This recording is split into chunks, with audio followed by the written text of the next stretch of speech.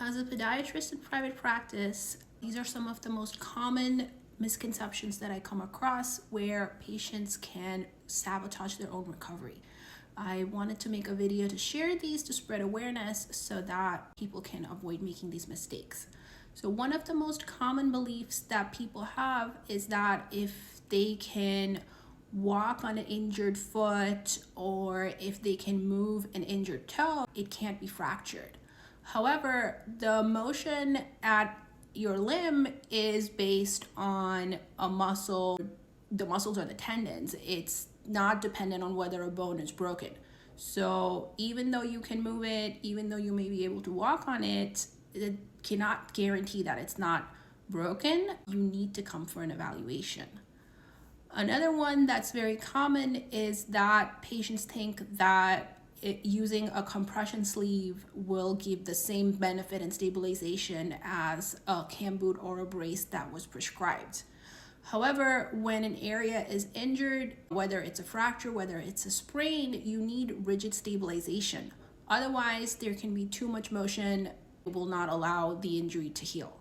And it can lead to complications like malunion, non-union, or delayed union. And sometimes it can even require surgery to fix that. A third most common belief that patients have is that even though the foot is fractured or injured, or it could be the ankle, that they can continue to walk on it, or they don't understand why they have to stop walking on it. The reason for that, again, is that you need stabilization, you need immobilization in the early stages so that the bone can heal. If there's too much motion, then it will not allow proper healing, and then you're gonna run into the same complications as if you don't use a boot or a brace.